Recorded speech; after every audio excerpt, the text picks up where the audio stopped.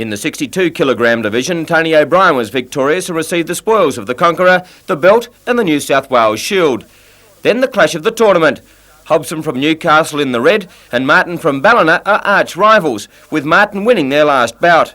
And Martin was on top for the first 2 rounds. But Hobson hit back with some big shots, putting Martin on the canvas. Again Hobson attacked, needing a knockout for victory, and one big right hand followed another as Martin wobbled. With another standing 8 count against him and a visit from the doctor for a cut over the eye, it looked curtains for Martin, but he hung in trying to turn defence into attack. Hobson was relentless and hammering out good combinations, and at the bell, the Wold Bentley trained fighter thought he had done enough to win. But the decision went to Gary Martin, and along with the good sportsmanship shown by both boys, a generous round of applause for a super contest. Cessnock's John Pine stole the show on the opening night of Motordrome action. Debuting his Commodore, the Australian super sedan driver thrashed his opponents, winning all 4 events that he entered. Pine's precision driving and the power of the Commodore was evident on numerous occasions, skirting the wall and blasting past anything that was in his way. Scott Foy turned in some eye-catching performances in the modified hot rod division. Many new cars are also contesting this tough division, and Foy was able to beat seasoned campaigners in John Brown, Alan Harris and Steve Fortune from Sydney. Hard charging was a feature in the hot rods, and it's all go for a bumper season. In the leader sports division, it was Barry Ashton from the Central Coast who came up trumps, winning the invitation final, and he was also successful in the handicap feature from Reg Haynes and Gary Ward.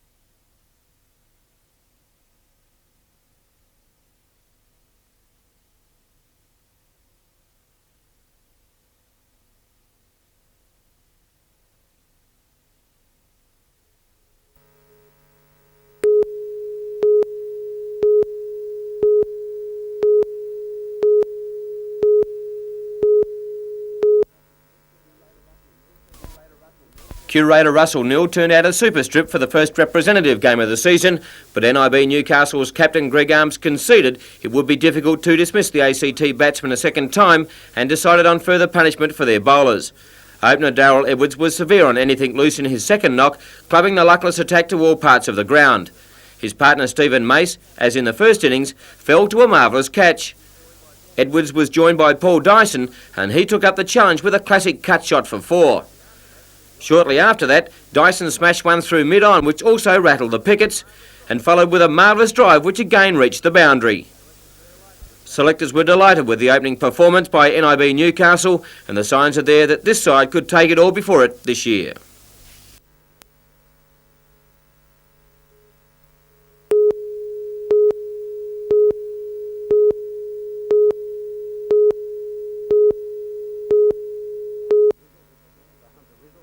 The Hunter River was awash with the smell of fuel and the sound of high-performance engines today as the Raymond Terrace Aquatic Club played host to some of the country's fastest powerboats.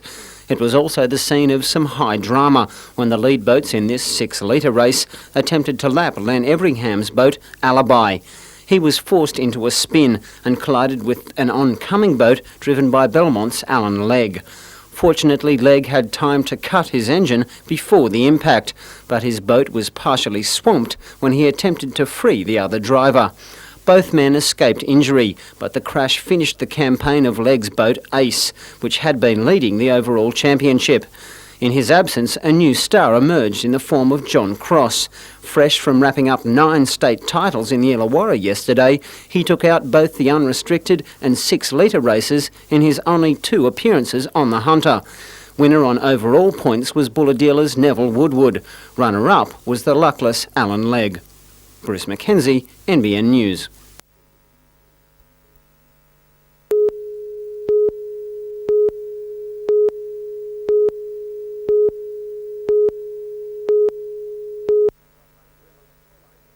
Not much room on the shoreline to get your craft into the water, but it made a top sight for the many that had gathered to watch this feature race of the weekend regatta. At the starting line, it looked to be organised mayhem as craft tried to grab an advantage as the gun signalled the start, and it was Beechwood Homes who zoomed away, but along with many others it was deemed to be a false start and they had to do it all again.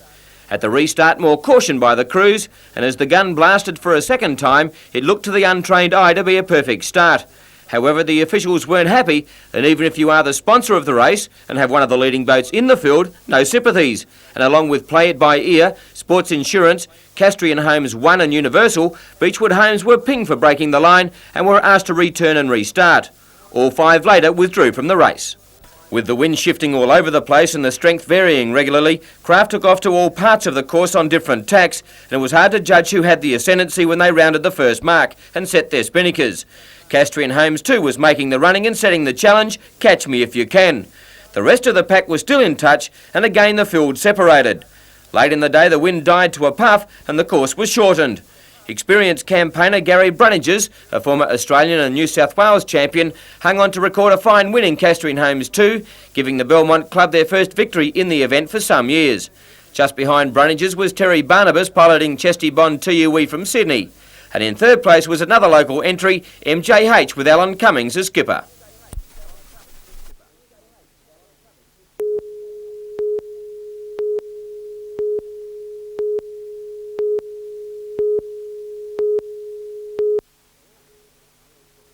All animals are equal, but some animals are more equal than others. A classic piece of Orwellian philosophy, especially relevant to this production, where if you're not female, you're simply not in the cast. We were faced with having not enough boys at the auditions, and I thought we're much better to have either one sex or the other, rather than a curious mixture of both. That's not the only controversial issue raised by the play.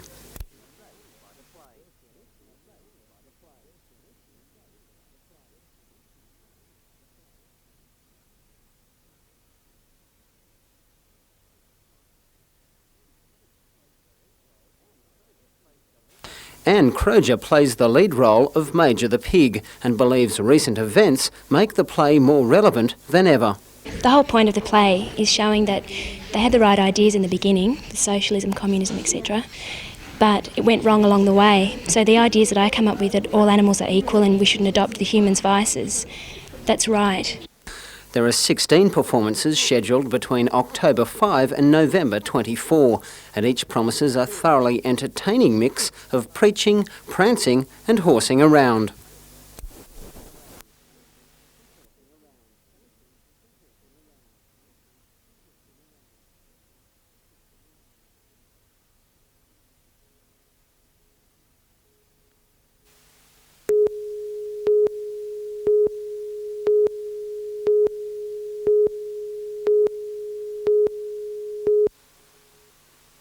The championships bring together the 17 best under-14 sides in the nation, but right from the start it was clear the Newcastle Hustlers were respecting no reputations.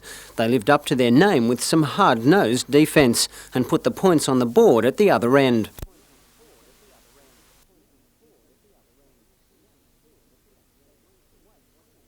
They breezed away to a handy lead, but a lapse in concentration let the North Adelaide Rockets back into the game. They nabbed 5 points in quick succession, thanks to this three-pointer and a quick turnover that saw the margin reduced to just 6.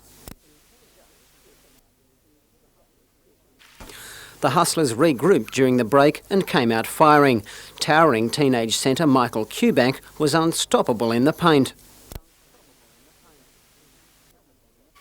Diminutive guard Scott Northey showed that size isn't everything.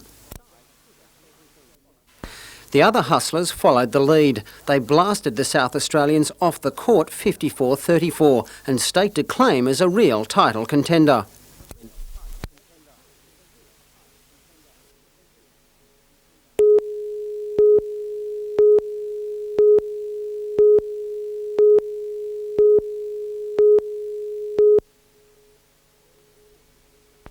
Police poured into the industrial suburb after the victims struggled free of electrical tape binding their wrists to raise the alarm at about 6 p.m. Detectives were told 3 men burst into the Vista electronics store at about 5 p.m. One, brandishing a shortened double-barrel shotgun, menaced the 58-year-old manager Laurie Ryan and his 48-year-old secretary as they were bound and their heads covered with pillowcases. The woman's son was also bound and hooded when he arrived shortly later. The thieves took a small quantity of cash and numerous electronic goods, fleeing in Mr Ryan's car, which later turned up at Kooragang Dykeberth number 3, minus the stolen goods. The vehicle is now being held at Newcastle Police Station for forensic tests. Police are concerned that the thieves' haul included 3 rifles, a semi-automatic Noriko, an M1 carbine and a Browning lever action with ammunition. Police say the man wielding the shotgun was about 28 to 30 years of age, 183 centimetres tall, of thin build with short dark hair. He was wearing a blue shirt and jeans with a waistcoat and baseball cap. The second man is about 32 years old, of thin build, with a thin dark moustache and was wearing a patterned jumper. The third man is also about 30 years of age, 183 centimetres tall, with blonde hair and pale complexion. He was wearing white overalls and a white construction helmet. Police say these men should not be approached.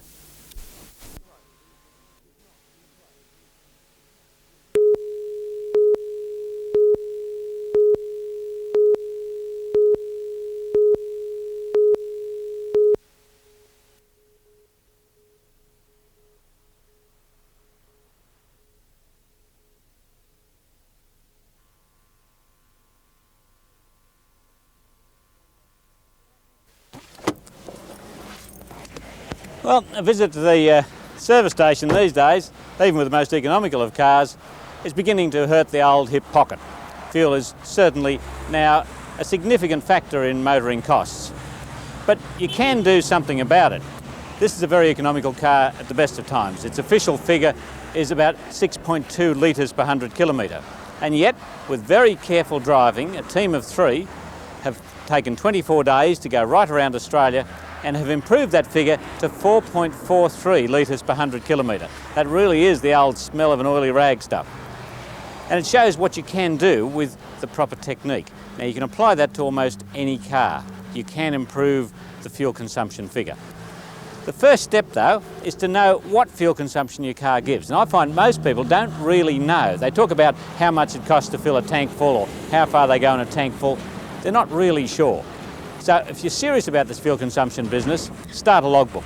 Fill in the kilometres when you fill the tank, fill in the number of litres and work out a litres per 100 kilometre figure. If you still think in the old miles per gallon, the formula is to divide the litres per 100 kilometre figure into 282.48. This gives you miles per gallon, which means this little Daihatsu gave 63 miles to the gallon in its record-breaking run. Now, of course, fuel consumption starts from the moment you turn the key, but even the starting technique can waste or save fuel. If you're in the habit of giving it a big rev like that, then forget about it. You don't need to do that. With most cars, with most modern cars certainly, you can have your foot right off the accelerator and away it goes. Certainly when the car's warm. You've got an automatic choke, you may have to depress it once. Don't pump the accelerator, don't play with the accelerator. That's squirting fuel into the engine, out the exhaust pipe and out of your pocket. And of course, don't keep it idling too long. Every time you're sitting idling, you're wasting fuel. So let's get underway.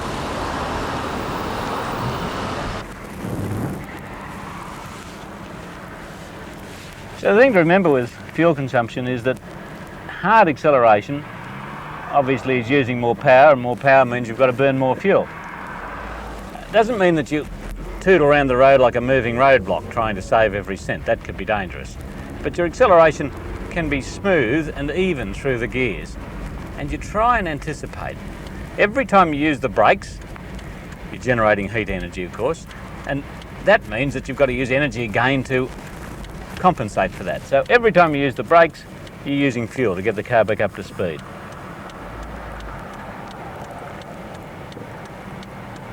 So the more you can read the road ahead, the more you can adjust your speed in advance, the less fuel you'll use. Nice even acceleration through the gears. We're up to 60 kilometres an hour. and we'll try and read the road ahead.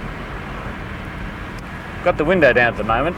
That uses fuel consumption, or it adds to fuel consumption, because on a hot day, what do? Do you have fresh air or the air conditioner? Because that uses fuel as well. Now, some overseas studies have in fact shown that on a long trip, certainly above 80 kilometres an hour, you'll use more fuel by having the window down than by running the air conditioner. Because you've destroyed the aerodynamics of the car having the window down, and a good slippery shape naturally punches through the air that much better, uses that much less power to maintain speed.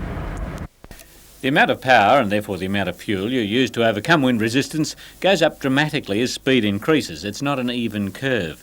So if you have to use a roof rack, you'll use considerably less fuel at 80 kilometres an hour than you will at, say, 100 kilometres an hour. And on a long trip, that could be significant. The same applies if you're driving a boxy, flat-fronted van or towing a caravan. Keeping the correct distance from the car in front is also important for economy. If you're too close to the guy in front, he's really driving your car, and you can be on and off the throttle. And every time you're on and off that throttle, you're using the accelerator pump mode of the induction system, and you're wasting fuel. So keep that distance, and of course, again, it's safe driving.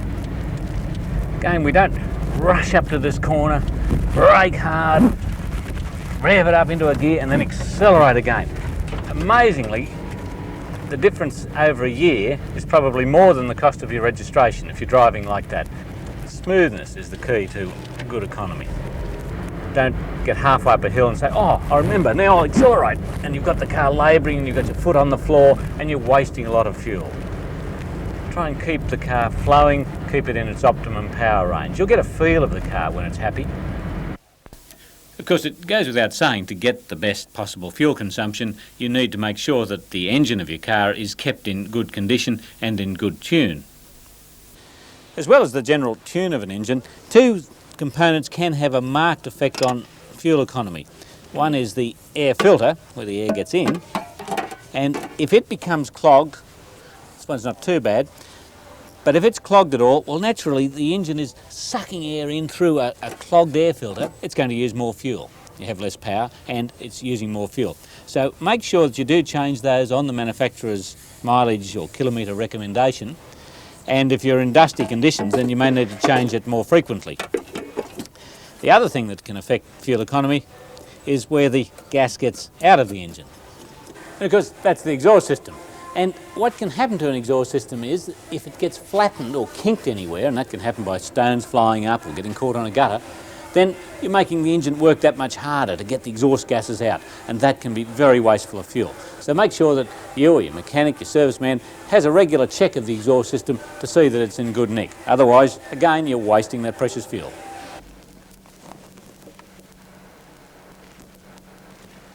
So even as you roll to a stop, there's a little check you can do for economy.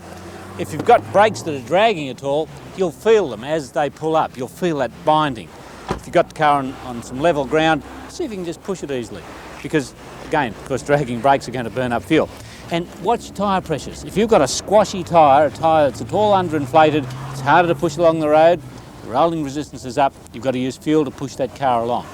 Keep the tyres at the upper limits recommended by the manufacturer. You'll find a plaque in your car that talks about heavy and light loads. Work on the heavy load. It won't hurt the tyres and you'll save that little bit extra fuel. Check the car itself too. Some people collect an amazing amount of junk in the boot. I struck someone the other day that was carrying a bag of concrete around they'd forgotten about. Naturally, that's going to use fuel. So have a look, see what you've got in the boot that you can throw out. You could be carrying the equivalent of an extra person around all week without realising it. Big thing with saving fuel is to recognise that you can save a little bit here and a little bit here and a little bit here, and it all adds up over a year. It may even pay for your registration.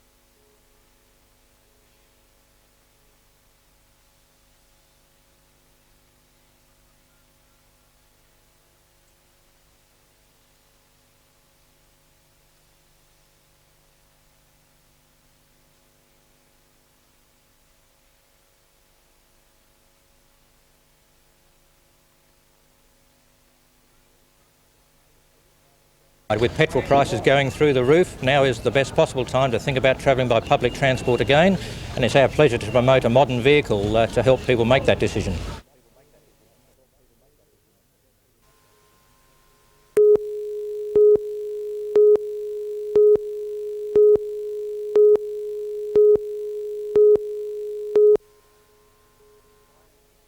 Buyers came from Queensland and throughout New South Wales for the Pole Hereford stud sale.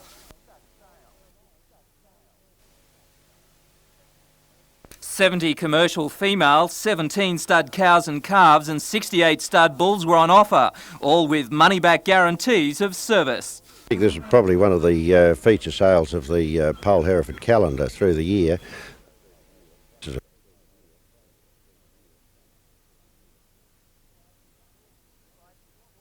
Prices soared to a record $12,000 for one bull, with a record average of more than $2,600. The sale grossed $250,000, a sign that buyers have no fears of a recession. Cattleman and Wootton stud owner Peter Bishop says prospects in the Australian beef industry look good. The American market's strong, and they can take all the beef we can supply. Korean market's opening up again. The Japanese market is in a state of change, and we're just not quite sure what's going to happen in the short term, but in the long term it's going to go on improving. The cattle industry is one of the few bright prospects for the man on the land, with wheat and sheep farmers facing one of the toughest years in a decade. Peter Ryan, NBN News.